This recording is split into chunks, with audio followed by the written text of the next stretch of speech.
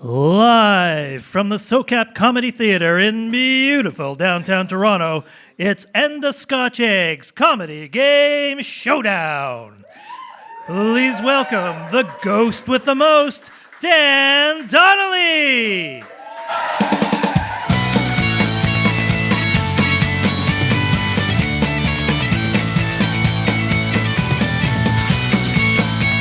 Hello, and welcome to Comedy Game Showdown. I am your host, Dan Donnelly, and yes, I have been informed that my ghost makeup looks a little Trudeau-y tonight, so we'll try.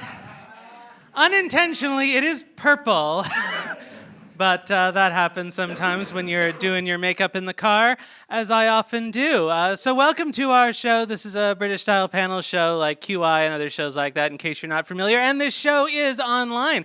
So those of you in the audience know that you can go to andascotchegg.com/episodes and listen to previous episodes of the show. And those of you listening at home, congratulate me for having edited this 10 months from now. Our theme tonight is Halloween. All of us are dead. We've got some Halloween fans in the audience, I see. We all like Halloween, also known as Gay Christmas. So in honor of Halloween, I thought I would do something fun tonight, which is that we're going to have a little seance and channel the spirit of some departed comedian. Who knows who it will be? I guess we'll find out. So, Rob, can you make it spooky in here?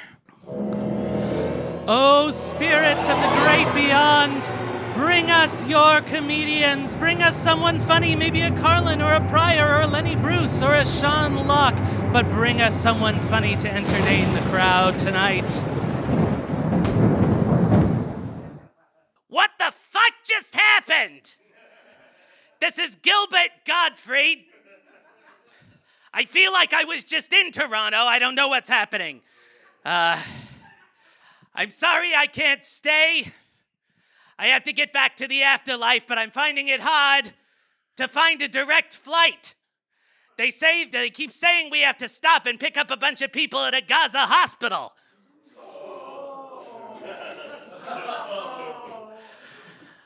Okay. A man, a talent agent, is sitting in his office. A family walks in. A man, a woman, 2 kids, and a little fluffy dog. The talent agent goes, "What kind of an act do you do?" The man takes off his pants, takes off his shirt. He's totally... What? Sorry, did something just happen? All right. Well, I hope you enjoyed whoever we managed to summon tonight. We've got a great show for you. I hope you guys are looking forward to it. But first, we've got a short word from our sponsor, Ozempic. Having a little trouble with self-control around the candy this year? This Halloween, you can outsource your willpower to science. With just 1 shot of Ozempic, you'll no longer have to lie to your kids about testing all the good candy for razor blades and fentanyl until there's nothing left in their bucket but a lone bit of honey and a dusty handful of loose candy corn. Ozempic. Why should you suffer from diabetes when your kids never go outside anyway? Ozempic. All right, are you guys ready to really get your show started tonight? All right. Let me bring up your 2 teams of comedians. First up, we have the Vamps. Please welcome Nikki Ashworth, Joey Crewe, and George Rivard. And up against the Vamps, their mortal enemies, the Tramps. Please welcome Steve DeGay, Lily Langen, and Joseph Whittle. All right, are you guys ready? Yes. All right, are you guys ready? And I was born and died ready. We're going to get the show started with a short pop quiz. All right, our first category is Like the Dickens. As I mentioned, Halloween is often called Gay Christmas. But what is considered the other Gay Christmas? Joey. Anytime Santa comes down my chimney. You never think he's going to fit, but somehow he always manages it. It's like magic. Nikki. The day that gay men can finally eat Chick-fil-A. I think they already can as long as they don't plan on having a date later.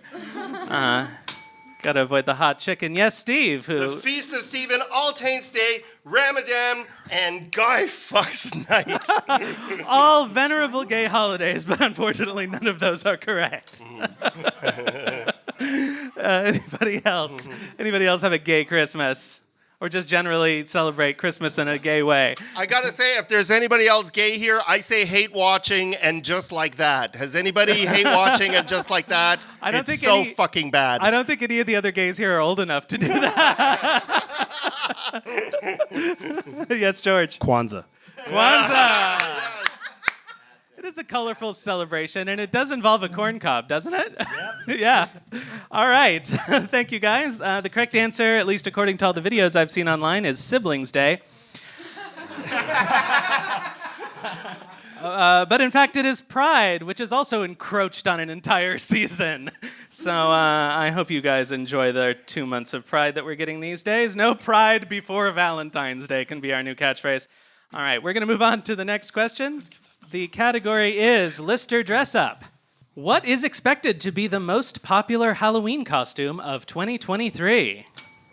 That guy you bought something from off Facebook Marketplace that asked you to hang out after you bought the Futurama figurine. Joey? Marvel's declining Rotten Tomatoes scores. Oh, that's just sad for them, but justified.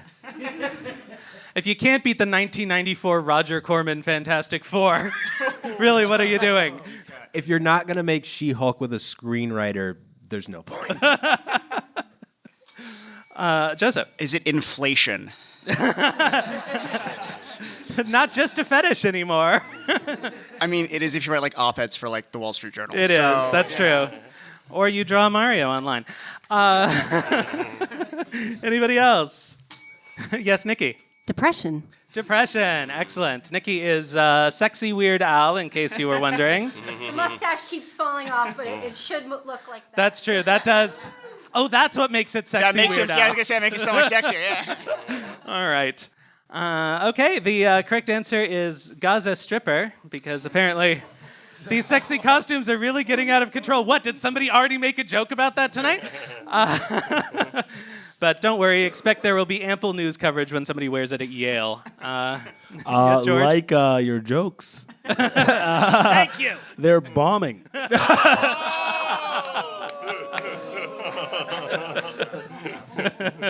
All right. The correct answer for real is Barbie and Ken. Barbie and Ken.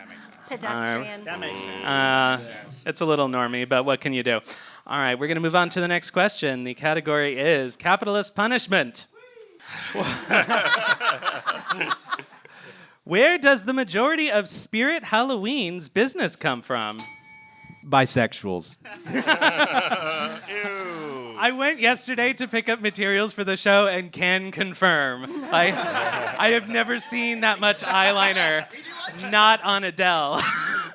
Who, by the way, apparently is sober now in her Vegas residency, which seems like the worst possible time to try sobriety. That was in the news today. Anybody else? Yes, Steve. Underpaid nurses looking for affordable PPE. Yeah. Sexy affordable Sexy, PPE. affordable PPE. I was wondering what the market was for masks with the hole in the middle, but I guess now we know.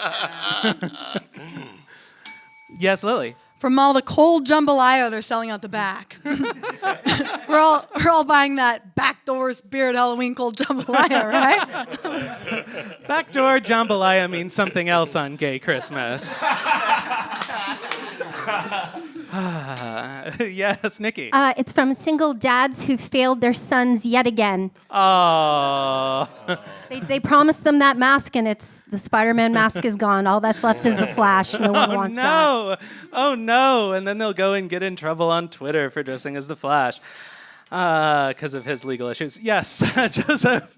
Is it the college guy whose costume says features my penis? Like those, like the lamp ones. They've got like weird, like they've always got this like featuring my penis. I think that's. I didn't know Did that you make was that a up? trend, but I'm 100% in favor. Okay. The correct answer is bank robbers looking to update their look for the current election cycle. Any Point Break fans?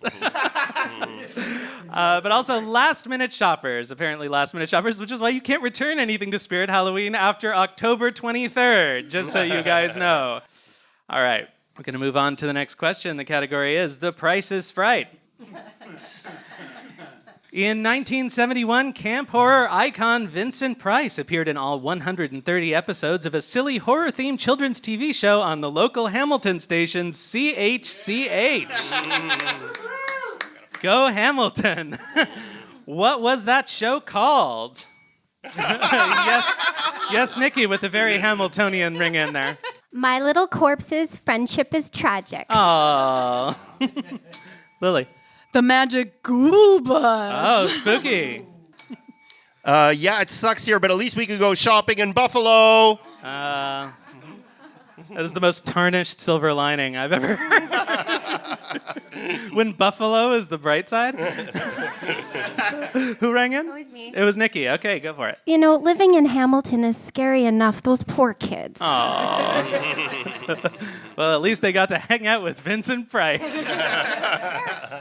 Okay, the correct answer is The Hilarious House of Frightenstein. We've got some nods. All right. We're going to move on to the next question. The category is Some Assembly Required. What actor is best known for playing Frankenstein's monster in the classic Universal monster movies like Frankenstein and Bride of Frankenstein and Son of Frankenstein? It's like the A&W Frankenstein family over here. Yes, George. The Littlest Hobo. Another great Canadiana cut. Yes, Nikki. That other dog that replaced the littlest hobo when the first one died. I'll save you some time. It was not the tiniest transient. It was not the dinkiest drifter, and it was not the bantam bum. It was the bantam bum. Not that kind of bum. Is it Baby Gronk? Yeah, Mary Shelley rizzed up Baby Gronk. All hail Gronkenstein, king of Riz. I'm glad somebody that's already old. Anyone else? Yes, Joseph.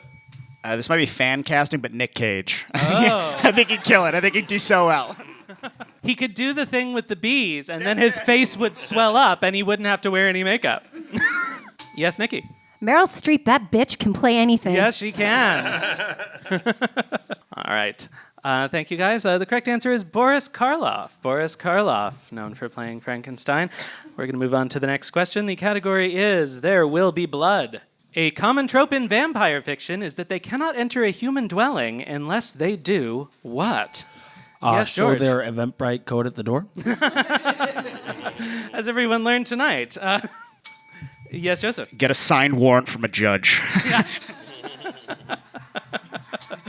I like it when vampires comply with the law. Yeah, Nikki? Take off their shoes first. You know, they're monsters, but they don't have to be monsters. I don't know. I think they should have to identify a bunch of crosswalks and bridges and maybe motorcycles to prove that they're human.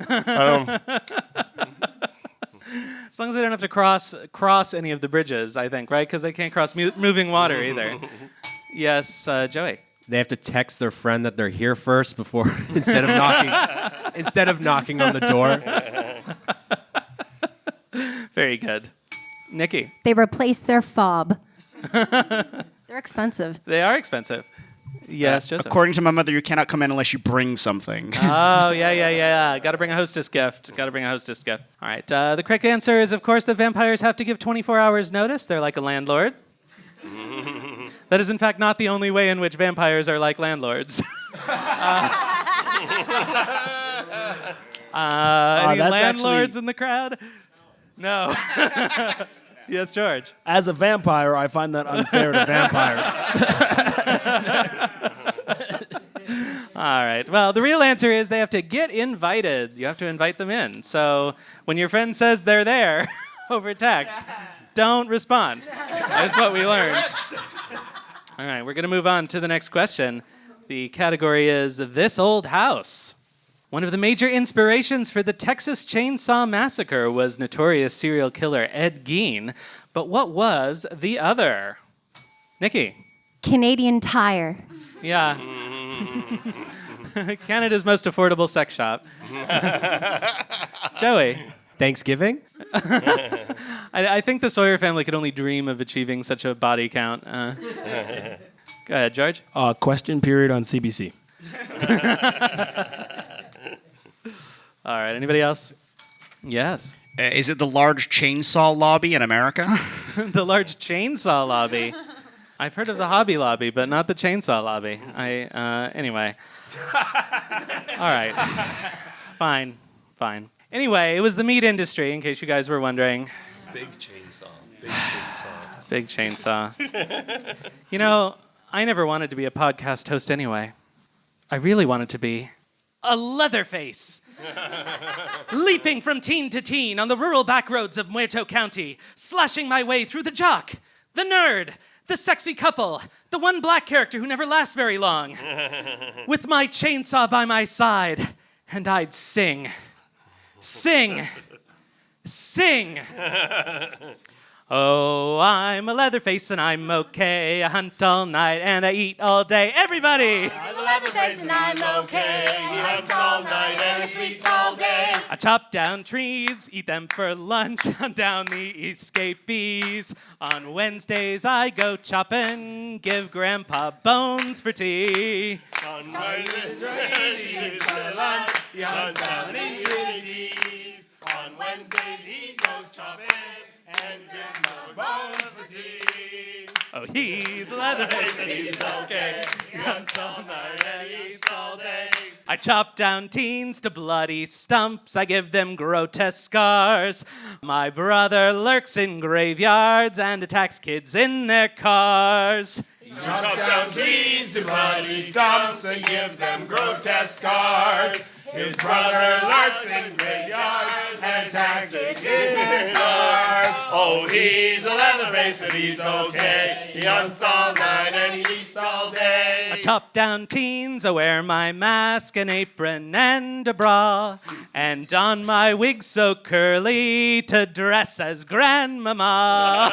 He chops down teens, he wears his mask, an apron, and a bra. He dons his wig so curly to dress like Grandmama. All right, thank you very much, everybody. We don't need to do that. So that was it for the first pop quiz round. It's time to meet your contestants. Are you guys excited to meet all of these comedians here on stage before you? Colorfully dressed, as it happens tonight. All right, first up we have the Vamps. I like how, just so you guys know, the instruction were for these bios to be tweet length.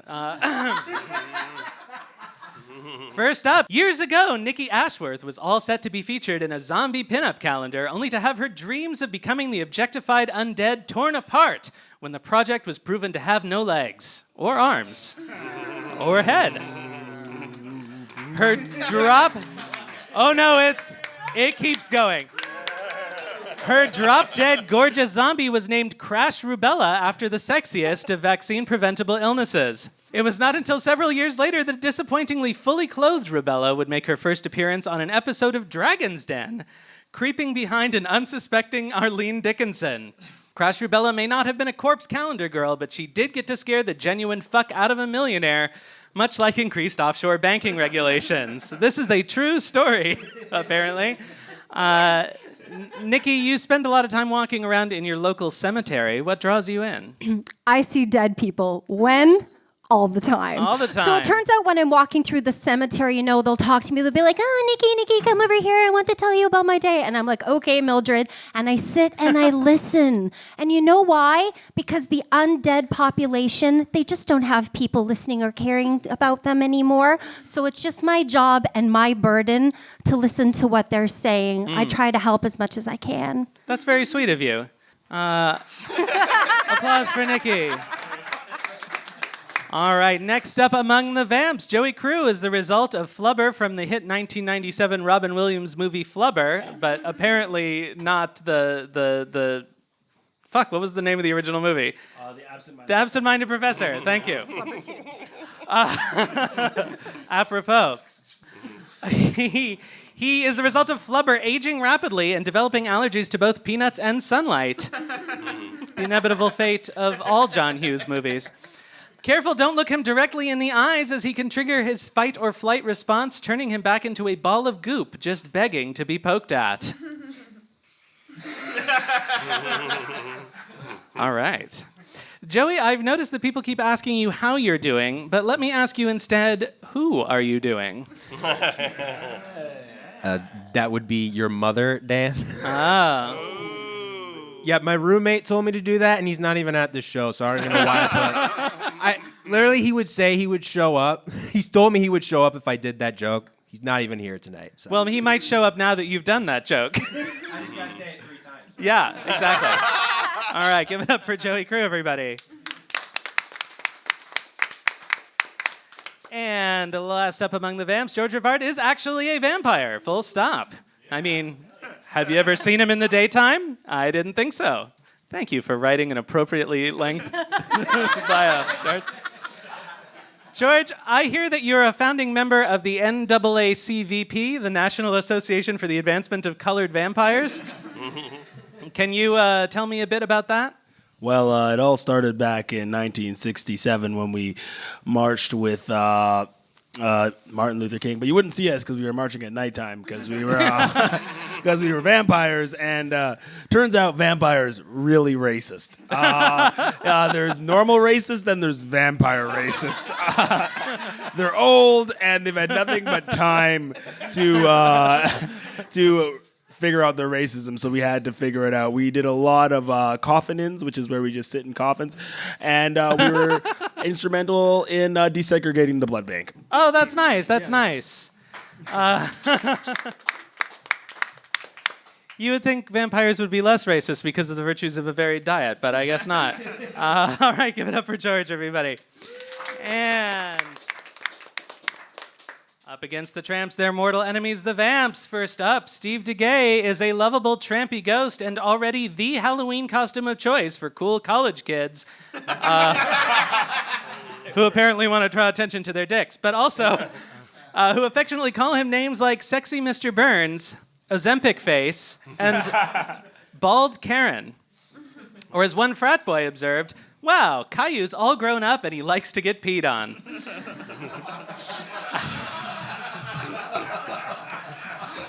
Older fans say he's like a spooky Hillary Duff, minus the hair and the talent.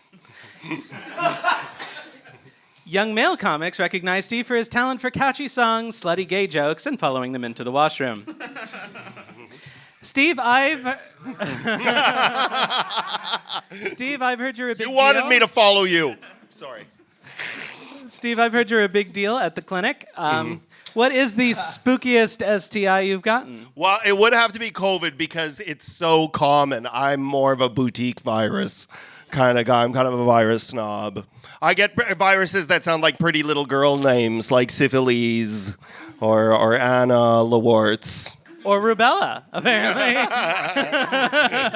Crushed rubella. All right, thank you. Thank you, Steve.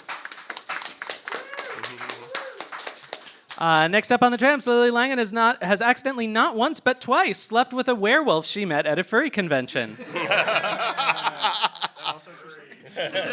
She figured, no way this could happen twice, but was sorely mistaken. Very sorely. Some people say she's really got that dog in her. That is, dog with a W, just in case you needed to know. Lily, what were you doing at that convention in the first place? I was trying to be man's best friend's girlfriend. I didn't even need the peanut butter. It didn't even come. It's true. It turns out once you get there, you don't need the peanut butter. All right, thank you. Give Lily a hand, everybody. And lastly, among the Tramps, Joseph Whittle is what happens when a creepy Victorian child grows up. With a creepy smile and a questionable nursery rhyme, this pale-skinned man-baby can now only be found haunting open mics. That's the scariest thing we've seen so far. Joe, what makes a creepy Victorian child go into stand-up comedy? It's very similar. It's a lot of pale-faced haunting derelict buildings with their jokes. Like, that's all. It's very similar. Pays the same as well. Yeah, it does. Maybe a little worse. All right, thank you. Give it up for Joseph and the rest of the Tramps. We're going to move on to the next section of the show, which is called What the Hell is This? And What the Hell is This? We show our panelists a series of weird and wonderful images and ask them the eternal question, what the hell is this? All right.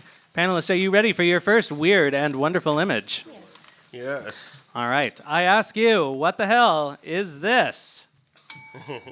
That's Jigsaw if he made the I Spy books. It's Timothy Chalamet getting ready for the upcoming Charlie and Chocolate Factory movie. Yeah. Male celebrities are always shorter in real life, as it turns out. They make them look taller on camera. Yes. Is this just me playing as a child? Is that all it is? I think it is. I think it is. That's you playing as an adult.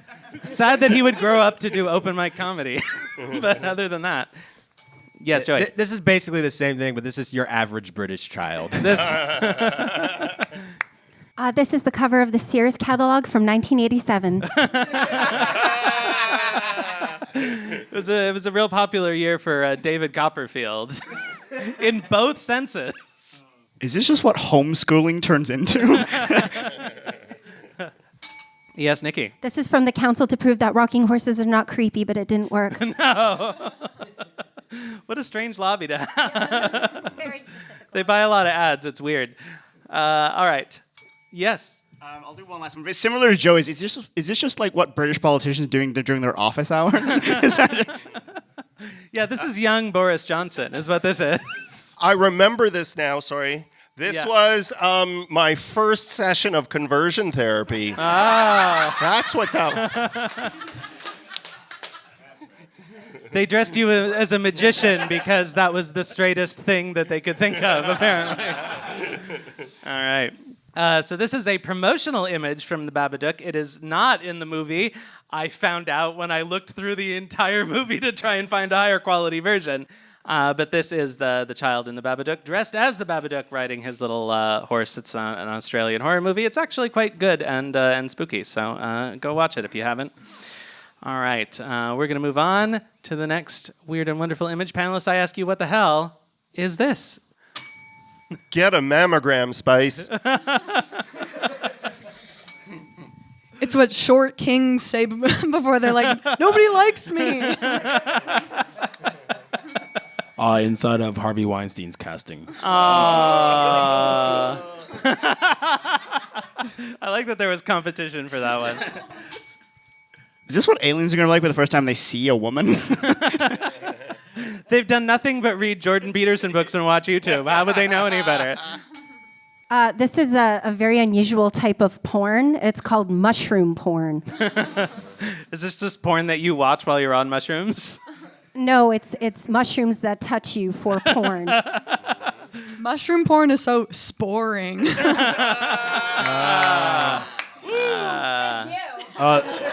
This might be a little inside baseball, but an average night at the Royal Comedy Theater. There's a reason why it closed. Good thing there are so many comedians in the room. Yeah. Is this just me the first time I touched a boob? Like it just feels... Well, at least you aren't wearing the outfit from earlier. Go ahead. Is this Gollum finding a new Precious? There's a ring in there. All right. I think that's enough of that. So this is a clip from the 1997 movie Spice World. And this has no bearing at all on the plot. They just run into these aliens and they grope them, and that's the entire scene. And then they go on their adventure. But I have to say... The movie or the scene specifically? I have to say the scariest thing about Spice World is, in fact, the acting. All right.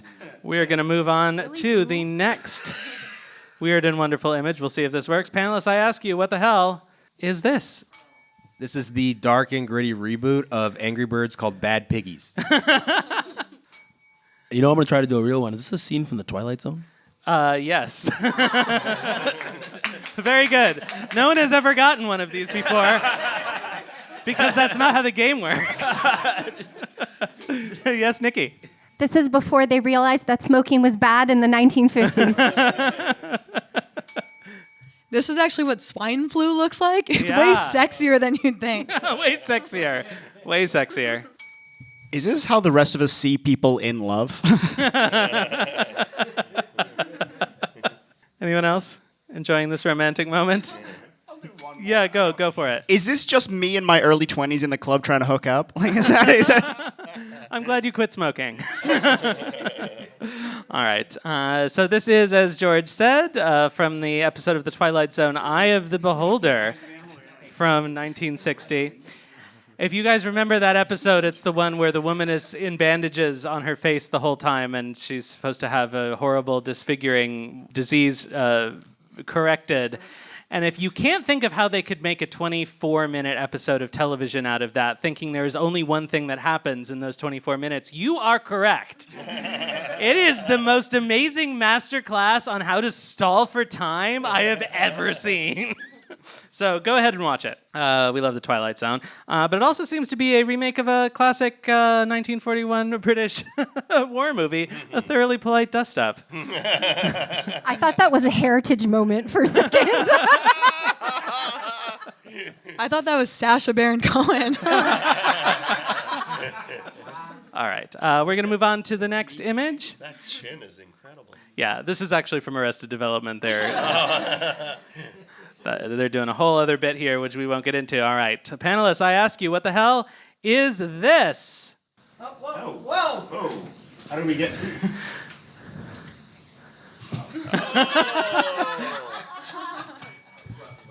Is this what happens when I cut a tomato with a dull knife? She's just your thumb. Is that how this goes? Now that was a Canadian heritage moment. That was the founding of North Bay, I think. Yeah, Nikki. This is how natural jam is made. This is my boyfriend after he hasn't seen me for a week, but then I'm on my period. So. Oh, no. This is what happens when you don't empty your Diva cup for 2 weeks and then ride a horse. This is going to be a weird one, but is this what it feels like when you're about to go to use a coupon and you find out it's expired?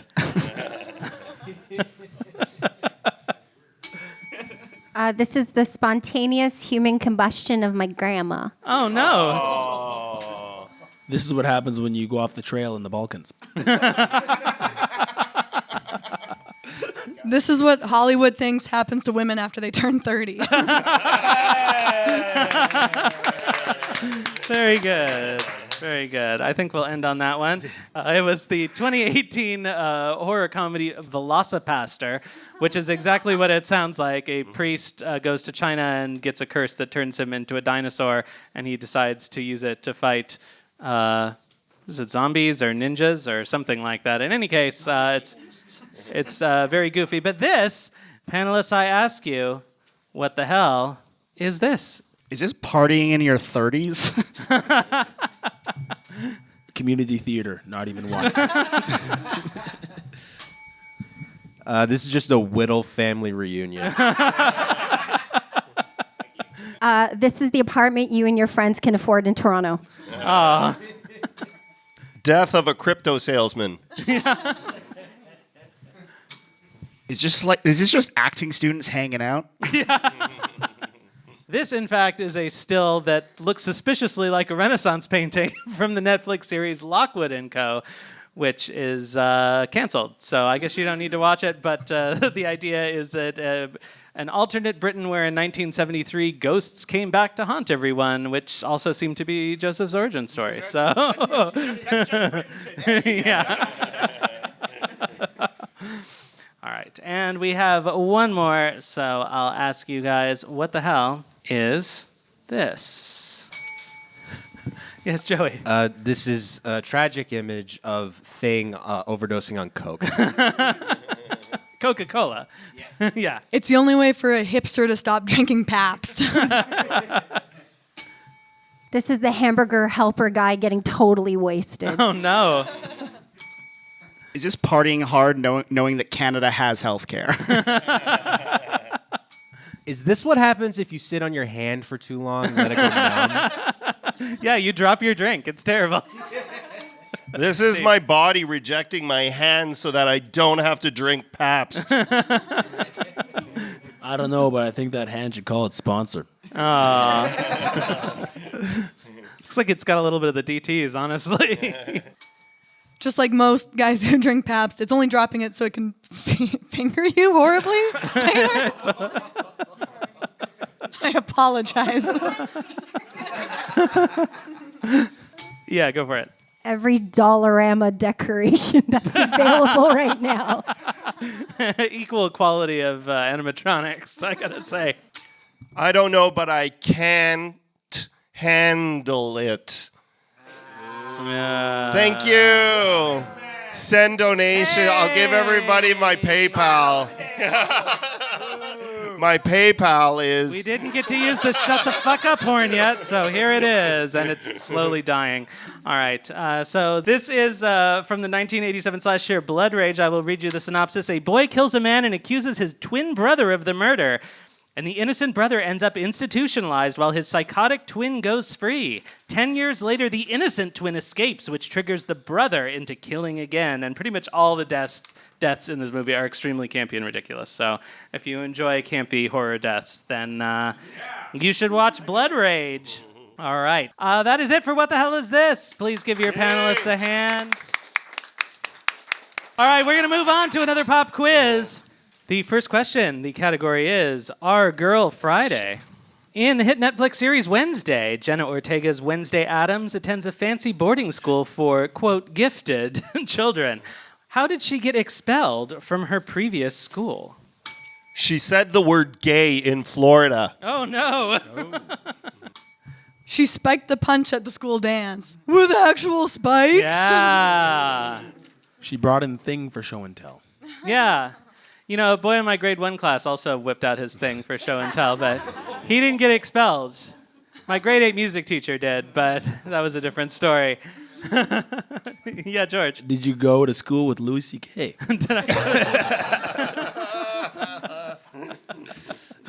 It would have been kind of funny if he had been our grade 8 music teacher, but alas, no. She didn't like Mondays. No. So, also, for those of you who don't know this terrible reference, that's a song by the Boomtown Rats, which is based on a true story in which a girl went to her school and murdered everybody because she didn't like Mondays. Thank you. And here I was thinking it was a Garfield reference. Wow, you learn something every day. All right, so she put piranhas in the pool to get back at Pugsley's bullies who are all on the water polo team, which I find a little strange because... Wouldn't you, want to get bullied by a water polo team? Anyway, we'll move on. The next question, the category is Sexual Congress. What spooky stage musical was recently in the headlines when U.S. Congresswoman Lauren Boebert was kicked out of the theater for vaping, taking flash photos, and groping her date's crotch? Joey. Little Shop of Horrors. Feed me, Seymour. Yeah, Nikki. Rocky Horror Picture Show. Tim Curry finally changed her mind about drag shows. Onto the Wood. Onto the Wood, yes. Joey. School of Cock. School of Cock. Something George? tells me it wasn't Hamilton. Yeah. I don't think Lauren Boebert's getting horny for Black George Washington.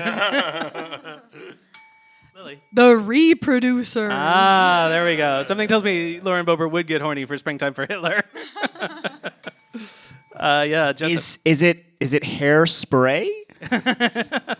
That's a something about Mary joke, I think. Yes, Nikki. Debbie does dead people. That would be spooky and horny. Yeah. Kinky boots. Kinky boots. Also changed her mind about drag. Apparently the guy she was groping owns a drag bar, which I think is kind of funny. So anybody else? All right. The correct answer is Beetlejuice. Just in case you guys wanted to know. Apparently the stage Beetlejuice remake is really hot. All right. We're going to move on to the next question. The category is No CBC. Speaking of monsters, what cryptid is supposedly native to the northwest coast of North America? Yes, George. Green Party leader Elizabeth May. I don't think not getting invited to the leader debates makes you a cryptid. It just... Yeah, Nikki. Dr. Fraser Crane. Unfortunately, he moved to Boston. Oh, that's right. Yeah, he just forgot to bring any writers. Yeah, Joey. Ooh, a Seahawks fan. Ooh. Sports jokes. This is the crowd for that. All right. Anyone else? The correct answer is the big salmon. It's just a regular salmon, but it's really big.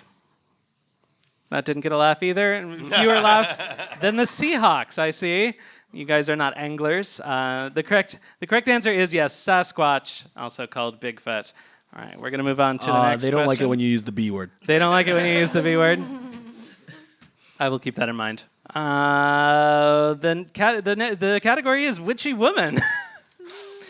The year 1486 saw the publication of the Malleus Maleficarum, the best-known early modern treatise on witchcraft. According to the authors, what one thing would prove beyond any doubt that a woman was a witch? Yes, Joseph. Being a woman. That seemed to work pretty well. Lily. Knowing math. Joey. Not being married by the age of 13. Oh. Go ahead, Nikki. Screaming, I'm melting! When someone just spills water on you. Yeah. Funnily enough, the Bush administration tried to do a similar thing at Guantanamo, but it turns out you can't actually talk when you're being waterboarded, so they just kind of guessed. But it worked out fine. My joke was jaunty. What? We don't mind a little torture. This is about witch trials, isn't it? Anyone else? Prove a woman is a witch. If she's heavier than a duck. All right. The correct answer is apparently not crying during her trial would prove that a woman was a witch. This is a real thing. Okay. We're going to move on to the next question.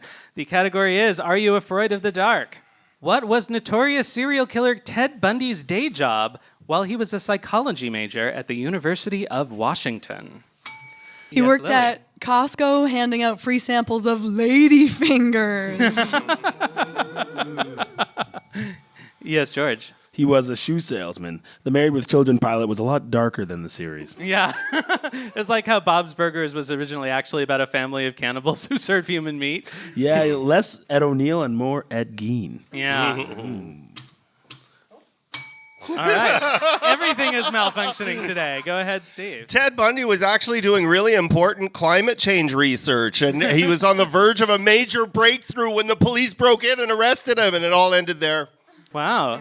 That's impressive. It turns out, I guess he had two connections to Al Gore. Yes, Nikki. He was a Sears catalog model part-time because apparently for the standards of hotness in the 1970s, he had it going on. Yeah. Yeah, was you always hear hot. people He talk was about hot. how hot Ted Bundy was, and I just saw a picture of him recently. I'm like, what? No. Yeah. No. Did he work at a vape shop? No, but he would have if he were alive today. Wait, is he alive today? No, he's not alive. No, okay. He's very dead. Okay.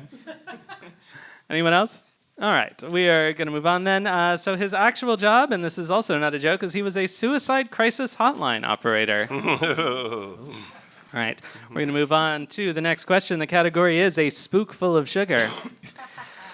The Victorians tried many quack remedies to cure their numerous ghastly maladies. But one supposed miracle cure stands out as especially heinous. What was it? Joey. Sex with me. I really like it in the heinous. Yeah. We can tell. That disgusting film that is created on pudding. Nikki? 7-Eleven hot dogs. Oh, you were close. 7-Eleven hot dogs are just a little older than what we're going for. Yes, Nikki. Vegans?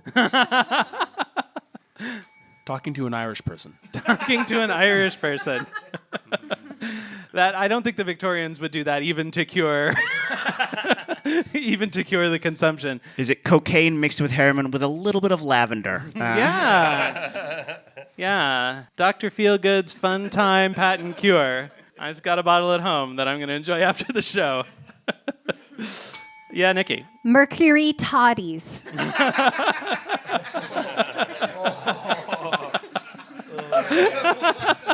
That's good. If you've got a lot of leftover from like making your top hat, you can use it as a mixer. Some good spotty dick. It's spotted dick, Steve, unless you're talking about something else. Boutique viruses, Boutique remember. viruses. All right. Anyone else before we move on? All right. Yeah, Nikki was closest with 7-Eleven hot dogs. It is powdered Egyptian mummies. Powdered Egyptian mummies, which were also used for a popular paint called mummy brown that was used in a lot of oil painting in the period. This is a real thing. There's thousands and thousands of mummies for painting and delicious, yeah. And a treat. You can have a little bit of Amhotep III as a treat. All right, we're going to move on to the next question. The category is Hex Dies from Videotape. In the classic 1998 Japanese horror film Ringu, a TV journalist investigates a cursed videotape that's rumored to kill its viewers exactly 1 week after they watch it. What is on that tape? Joseph. Is it the original Super Mario Bros. Movie? No, it's not that bad. Yeah, Lily. That one scene from the movie Blank Check where the cop lady like kisses the kid and we're all like, is this allowed? Just George. average hentai. Average hentai? So the really strong stuff kills you much sooner, I guess. I think it's that scene from Jilly where J-Lo opens her legs to Ben Affleck and says, "It's turkey time, gobble gobble." A true Thanksgiving classic. They should play it every year like It's a Wonderful Life.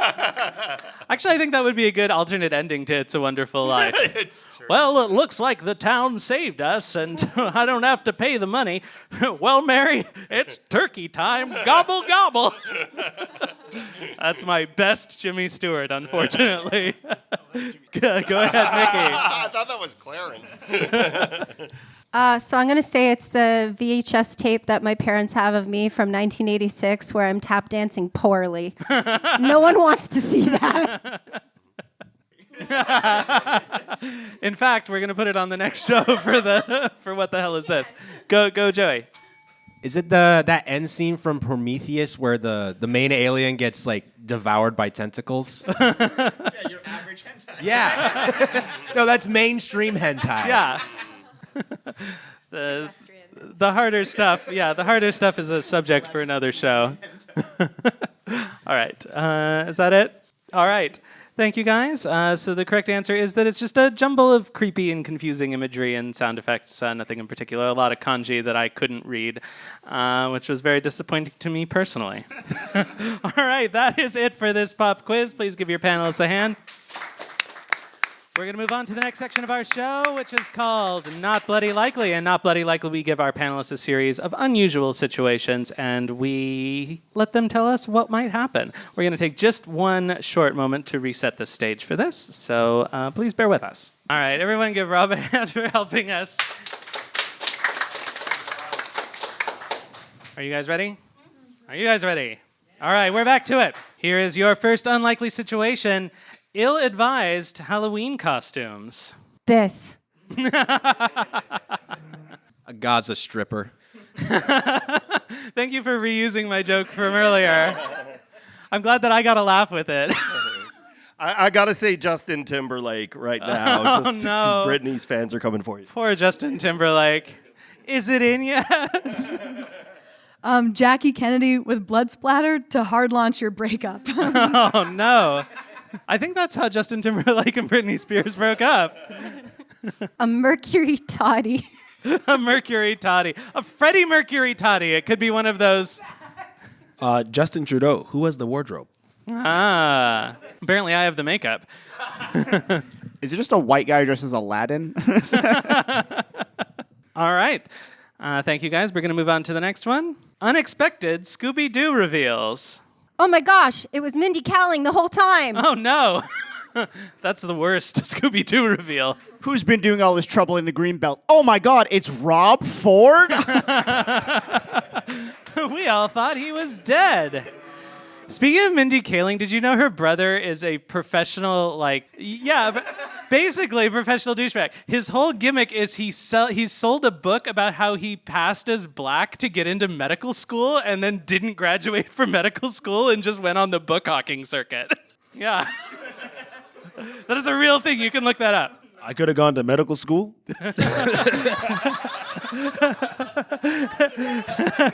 If you grew up with rich Indian parents, you too could go to medical school. Jenny Craig haunting the Ozempic factory, trying to con people into doing diet and exercise. The real villain was the friends we made along the way. Yeah. You take off their masks and it turns out to be just your cousin that your mom had you take to the dance. Shaggy's Vietnam War flashbacks. Oh, no. There's a reason he has to smoke that much, right? It's got to be PTSD. Anybody else? All right. We're going to move on to the next one. Rejected Halloween treats. Candy corn. Chocolate-covered razor blades. Ooh. Those were popular in the 70s. Full-size Mars bars that they added extra veins to make it look more spooky. And they're like, this is going to be so scary, this huge veiny... This huge veiny Mars bar. Yeah. May or may not contain peanuts. Is it cocaine mixed with hair with a little bit of lavender? Oh, that was popular for years. Wonder Bar, diabetes size. Gay fruit poppers. They could use a better scent, honestly. I could go for some melon, maybe. Sour Patch Teens. Oh. Plastic candy, eat and repeat. Fentanyl. Oh, we like that. All right. We're going to move on to the next one. Monster for Monster video dating service. These are monsters doing their video dating profiles or whatever else you want to do. I may be a mummy, but you'll be calling me daddy in the bedroom. Oh. You may know me from the bombing of Cambodia. I am the #1 monster, Henry Kissinger. Unexpected monster, but a good one. The name's Frankenstein. I'm 7'4", since apparently that matters. And I'm going to give you the monster mash with this monster cock, baby. Yes, it's true, I am the invisible man, but I assure you my penis is gigantic. This is so dumb. I am a werewolf, and dating out there can be rough. Ooh. I don't care about looks. I only care about your brain. Aw, that's sweet. I'm the bride of Frankenstein, and if you're wondering, yes, the curtains match the drapes. Once again, I am a vampire, and we know the rules on Vampire Grindr. No ghouls, no goblins. I'm new here to Zombie Harmony. That is kind of Harmony's target audience, though, isn't it? All right, thank you, guys. We're going to move on to, well, we've got a couple more. Unlikely horror movie scenes. The Situation Room 9/11. No, I'm okay. I don't think we should have sex while there's a murderer running around. Ghostface using a different disguised voice. I like that there's explanation going on back here. I need the prompt again, sorry. Oh, sorry, it's unlikely horror movie scenes. The BET Awards. Gender reveal party. All too likely, unfortunately. All right, we're going to move on to the last one, this time for real. Bad casting for classic monsters. Kristen Chenoweth as Dr. Frankenstein. We like a perky Frankenstein. Kevin Spacey as Harvey Weinstein.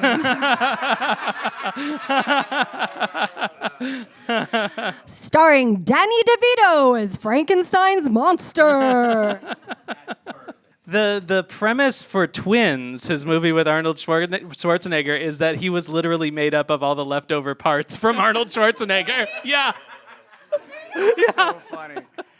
I'm going to keep pushing it. Nick Cage is Frankenstein. I'm going to keep pushing it. One of these days, Hollywood will listen. Tremors featuring Michael J. Fox.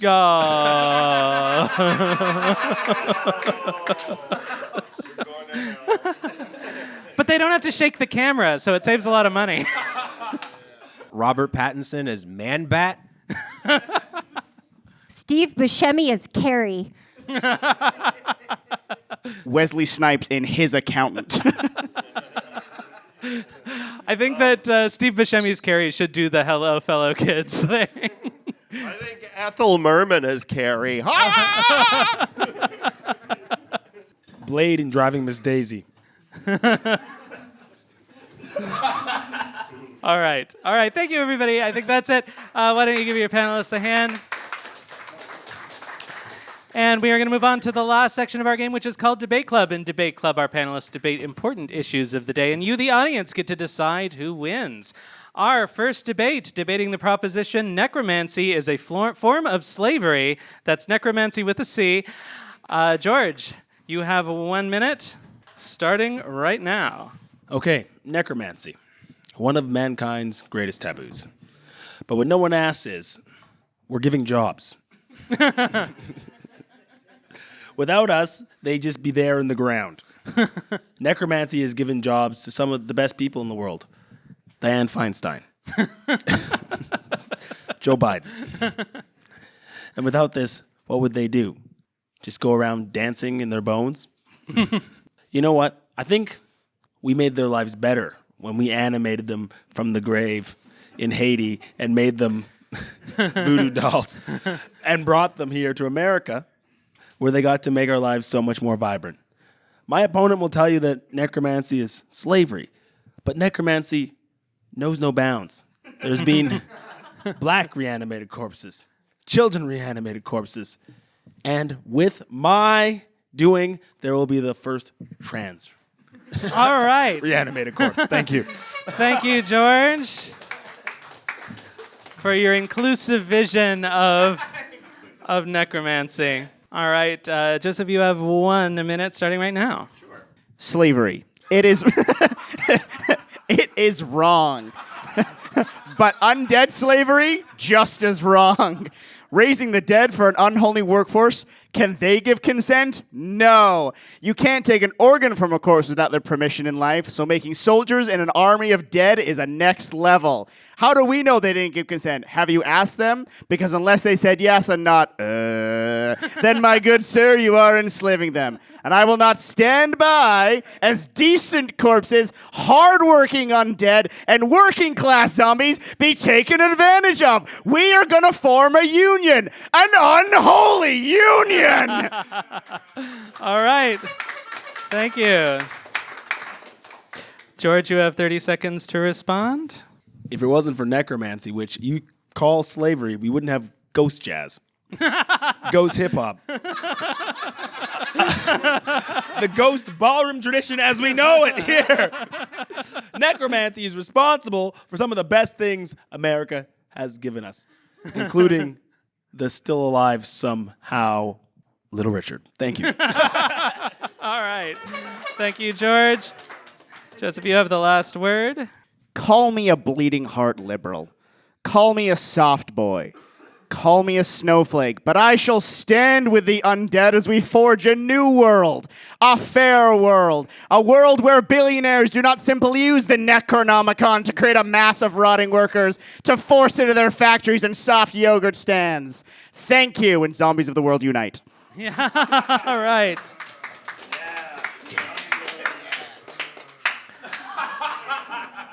All right, now you, the audience, get to decide the winner. Do you agree with George that necromancy is perfectly fine and we get ghost jazz?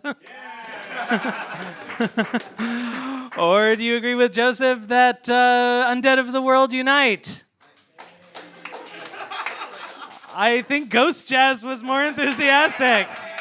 Congratulations, George. I didn't realize this was such a Republican crowd. Okay, we're going to move on to our next debate. Debating the proposition, The Nightmare Before Christmas is a Halloween movie. Arguing in favor is Lily Langen. Arguing against is Joey Crewe. Lily, you have 1 minute, starting right now. First of all, the main character is a Halloween character. He's a skeleton, okay? This is a Halloween take on a Christmas movie, not a Christmas movie take on a Halloween movie. Great. There's also that one scene where Jack's clothes are all burnt off and he's on the tomb. No Christmas movie fucks that hard. There's no way there's a Christmas movie that fucks that hard. Also, the majority of the movie is set in the Halloween town land city, not the Christmas town Halloween city land. And even Santa spends most of his time in the movie in the Halloweenville town land place. And the end theme is to be yourself. It has nothing to do with Christmas spirit or Christmas cheer. And yourself is a Halloween character. All right. Thank you, Lily. Joey, you have 1 minute, starting right now. All right, so the movie is sure this is a skeleton discovering how great Christmas is, but that's exactly it. A skeleton is trying to show the people of Halloween Town how great Christmas is, and it has all the same beats as a Christmas movie. The main character is depressed and is lost. By the end of the movie, he thinks he knows what Christmas is, but then finds out the true meaning of Christmas with snow in the end. There's mostly white people in it. Although I don't know if a white skeleton would wear a suit like this, but also I'm just gonna take a bit of time out of my thing to just point out that George looked at me and said, "Oh, I get it." All right. Thank you, Joey, who is in fact dressed like a ghost jazz musician. All right, Lily, you have 30 seconds to respond. This film is a Tim Burton film. And yeah, Tim Burton does a lot of Christmas movies. And yeah, I am using sarcasm in my closing statement. All right. Thank you, Lily, for making the sarcasm obvious enough even for those of us on the spectrum. Joey, you have the last word, 30 seconds, starting right now. Nightmare Before Christmas ends with snow. Home Alone ends with snow. Every Hallmark movie ever ends with snow. Willy Wonka and the Chocolate Factory, the Tim Burton movie, oh no, it's Charlie and the Chocolate Factory, is the Tim Burton movie that ends with snow. Thank you. All right. If that isn't the true meaning of Christmas, I don't know what is. Speaking of which, we'll be ending this show with a little bit of snow in the washroom upstairs for anyone who's interested. All right. So, do you guys agree with Lily that Nightmare Before Christmas is a Halloween movie? Or do you agree with Joey that he shouldn't be wearing that suit? All right, Halloween wins. Congratulations, Lily. Our teams are now tied in the debate, so we'll see if the next one can help us out here. Debating the question, does life for jack-o'-lanterns begin from seed or at the time they are carved? Arguing in favor of seed is Nikki Ashworth, and arguing in favor of carving is Steve DeGay, who usually argues in favor of seed. All right, Nikki, you have 1 minute, starting right now. All jack-o'-life starts with the seed, no pumpkin, no jack-o'-life. If not for the humble seed, the headless horseman would not have been able to confidently pass his driver's test.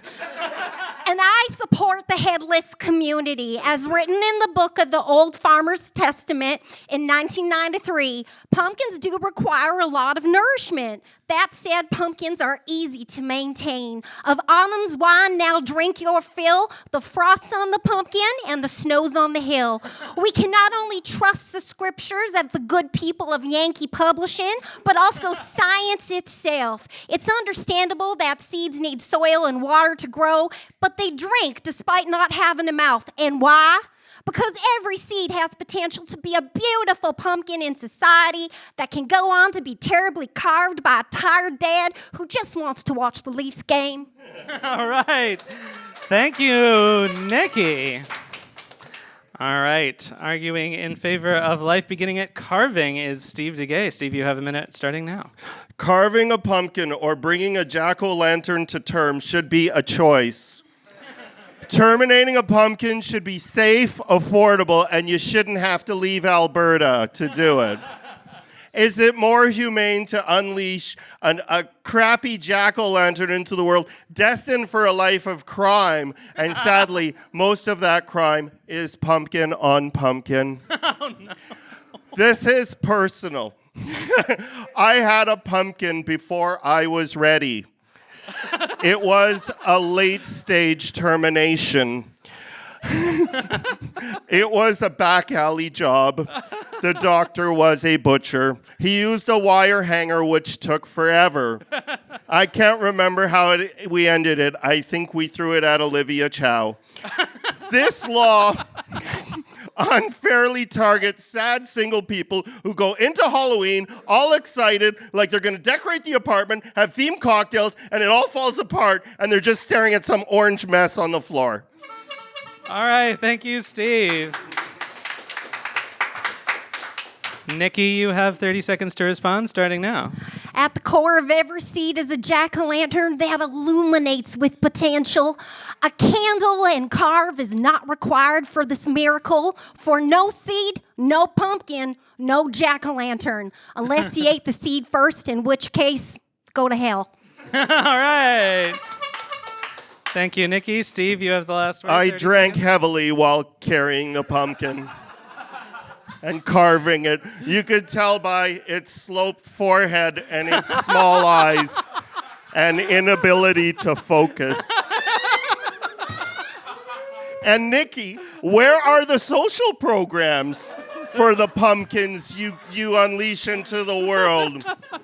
Do you make exceptions for jack-o'-lantern incest?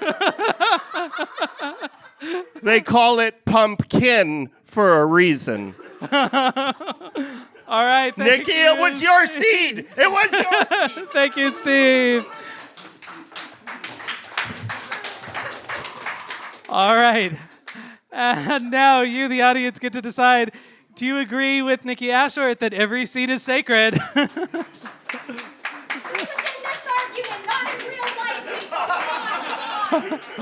Or do you agree with Steve DeGay that we've got to stop it before these poor things rot on the porch? All right. Steve wins. All right. Congratulations. That is 2 points for the Tramps. But with those last 2 points, it turns out that our panelists, our two teams are tied. 2,137 points to 2,137 points. I don't know why that happened again with the same number of points as last time, which is also the same as the number of Joyo Kanji. But that means that you, the audience, get to decide who takes it overall. So, was your favorite team tonight the Vamps, Nikki Ashworth, Joey Crewe, and George Rivard?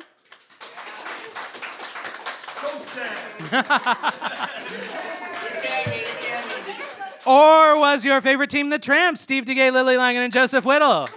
Unholy union. All right, it sounds like the Vamps take it. Congratulations, Vamps. You have won nothing. All right, this has been Comedy Game Showdown. My name has been Dan Donnelly, your host. The Vamps have been Nikki Ashworth, Joey Crewe, and George Rivard. The Tramps have been Steve DeGay, Lily Langen, and Joseph Whittle. Our next episode, right in this very room, November 16th at 10 p.m., is Oh Canada. We had to do CanCon because it's our 30th episode. It's a legal requirement. If you live in town, you can join our Patreon. Patrons get cheap tickets to the show. It's the best way to do it if you live here. And thank you to our patrons. And please follow us. We're And a Scotch Egg on all the socials, andascotchegg.com for previous episodes. And thank you guys for coming out tonight, and we will see you next time.